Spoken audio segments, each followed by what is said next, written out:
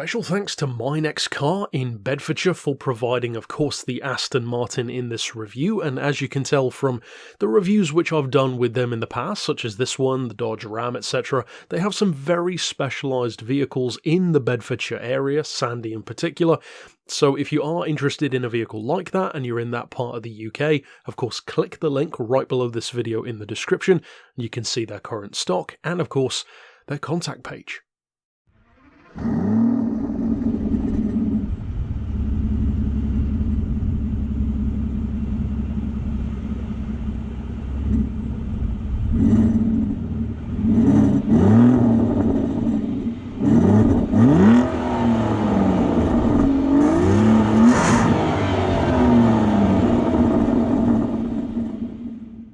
It is by no means an exaggeration for me to say that along with the recent review that I did for the Dodge Ram SRT10, an altogether completely different vehicle, but still nonetheless, both that and this were on my bucket list for vehicles to review. Vehicles that I'd always wanted to get my hands on, and spoiler alert, you could easily say that I'm biased when it comes to reviewing a vehicle like this because the Rapide is legitimately, even before I ever drove one, my favourite Aston Martin. It's the one that I would want to own the most. Interestingly though, and perhaps controversially, I'm not really sure, I prefer the normal one, mostly visually. I like the standard Rapide with around 470 horsepower, I think it looks clean and classy, and it's even a little bit more affordable on the used market. If you're looking for the performance advantage though, well of course the S version, as seen here, is the one to go for. The power, the torque, the sheer engine size is something which was right on the cusp of going away at this point, moving more towards smaller capacity turbo engine performance even from companies like Exotics, Aston, etc.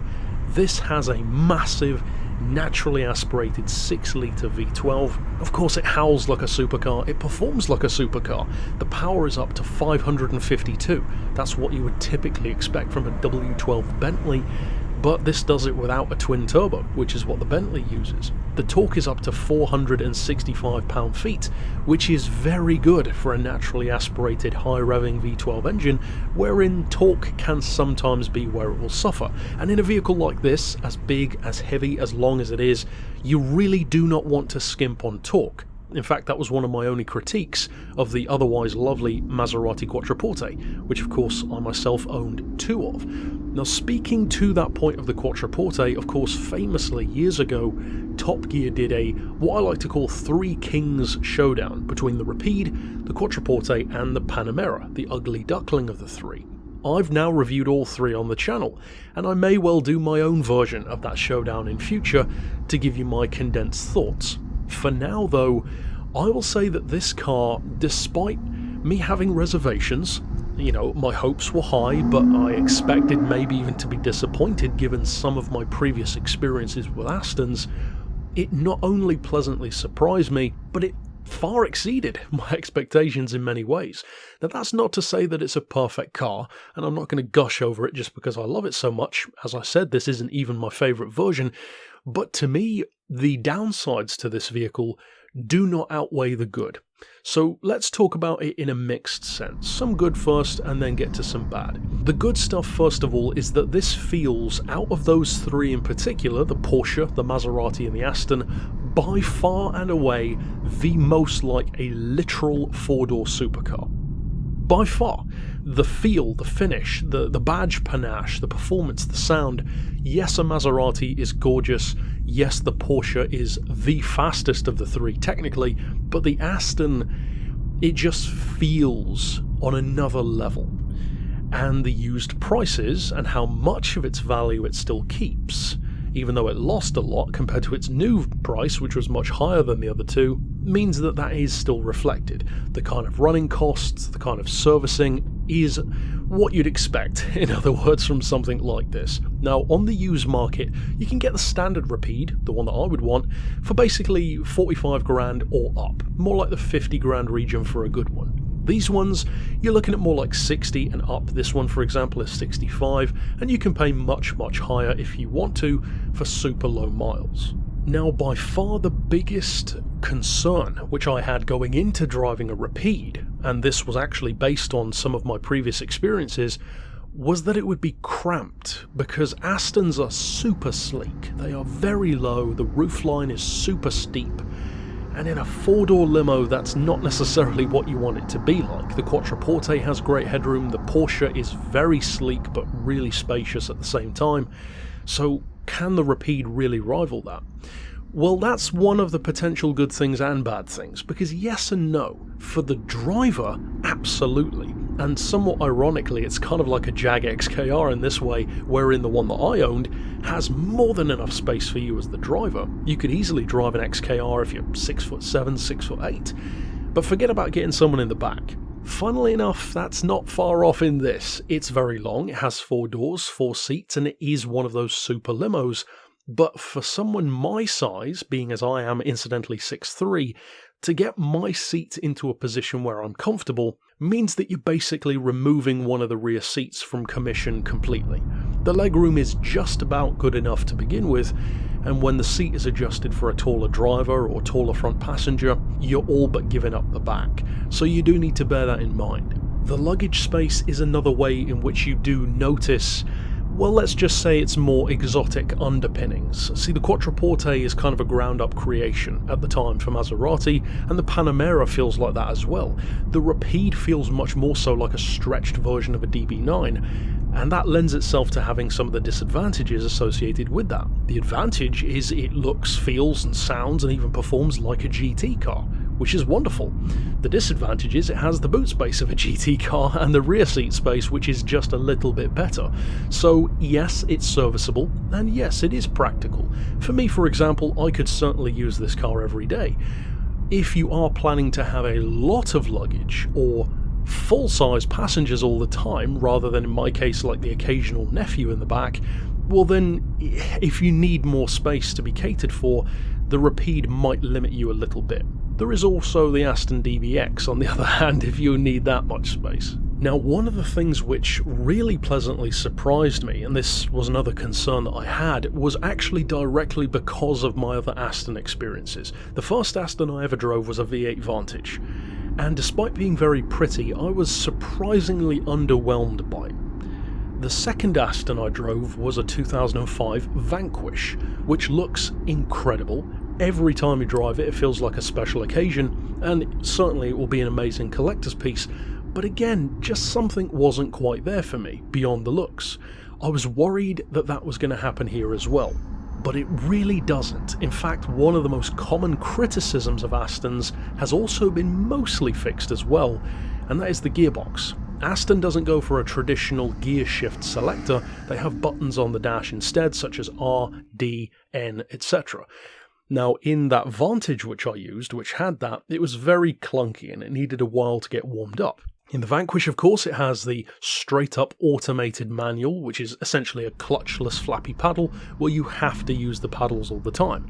In the Rapide, on the other hand, when you press D, it actually feels like a proper automatic, and when you use those paddles, they feel like paddles, not like an automated clutchless manual, and I think that's a vast improvement.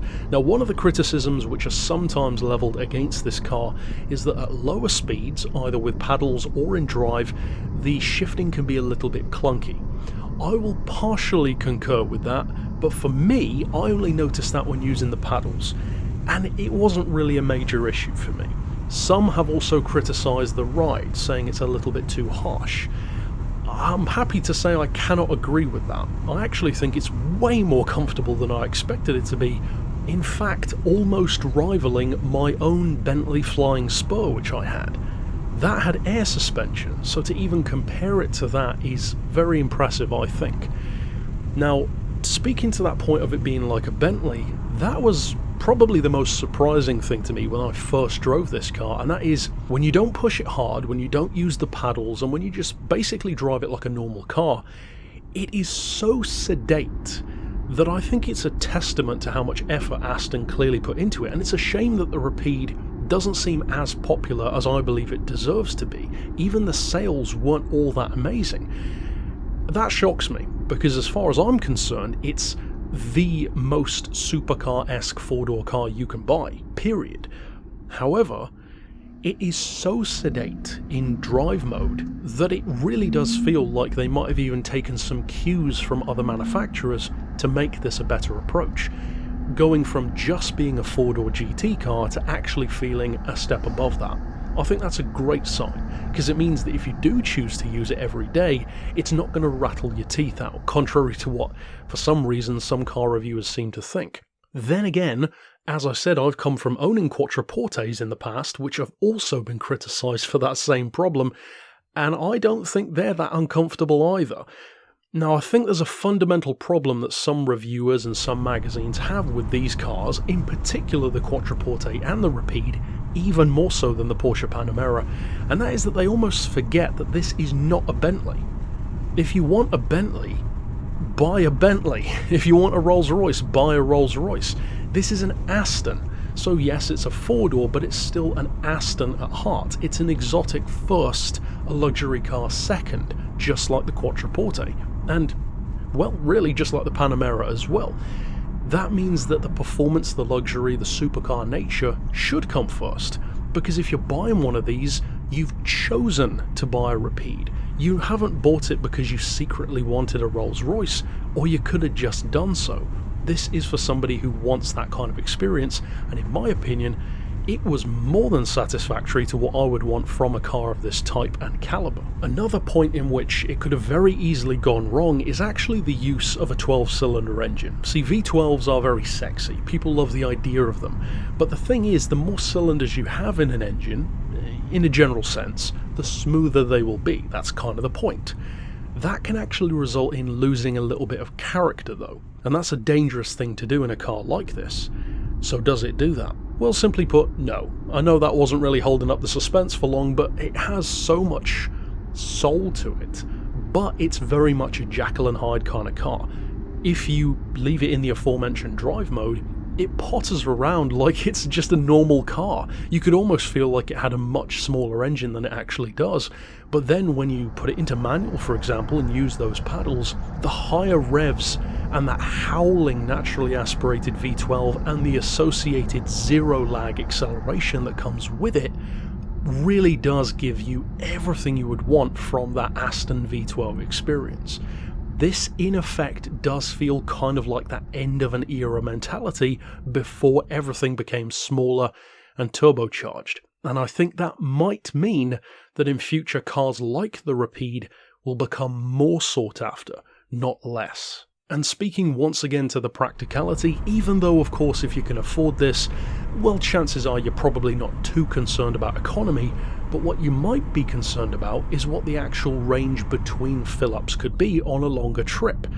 Well, actually in this case it's pretty good. Now chances are you're not going to get this exact economy because it's an Aston, it's a V12 and you're going to drive it as such, but if you do want to be sensible, Honest John, an aggregator site for what owners actually get out of their cars, average out this thing to about 23 miles per gallon. That's actually better than the official numbers say it can do at 21.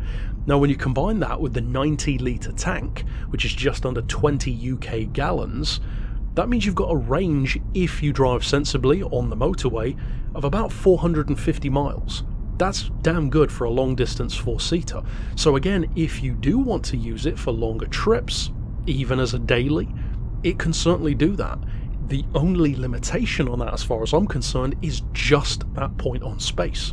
Not for the driver, but rather for the rear passengers and the boot. Now, aside from that space, there is only one other minor qualm which I had with this vehicle, and I don't think this one will bother that many people, but it's just something which I noticed and it needs to be mentioned. The rear window. Now, the shape of the car, the angle of the glass, and just the smallness of the rear window being more like a GT car, on that in effect stretched DB9 shape, you'd expect the visibility to be not that great. Well, actually it's okay, at least some of the time, and that's my word of caution. If you have, such as this one, a lighter spec leather colour, on a sunny day it reflects so much onto the glass that you can hardly see anything out of the rear window. Now of course you still have side view mirrors, so it's not like it's the end of the world, and you can still see, it's just impaired. So, as I said, certainly not a deal breaker, but just something which I noticed. Ultimately for me, this car it alleviated my worries. The number one thing is that I wouldn't fit in it. I immediately knew that that was going to be fine, and then it was all well and good. The thing which surprised me the most is how sedate it could be when you wanted it to, and I will definitely commend Aston for even trying to make a vehicle that can be as sensible as this one is, where under the surface you can tell, based on the gorgeous looks, the howling sound, the monster of an engine, and the sheer performance. 0 to 60 in 4.2 seconds and 203 miles an hour is literal supercar territory, that they really wanted to make this car good. It's not just a 4-door DB9, even though that is kind of what it looks like.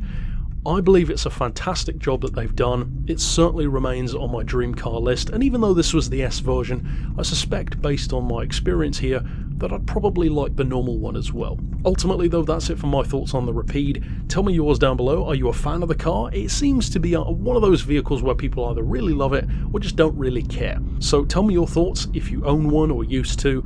Of course, drop that down below as well. Maybe even some words of caution for other potential owners. And of course, stick around on the channel for more reviews in future. But for now, as always, thanks for watching.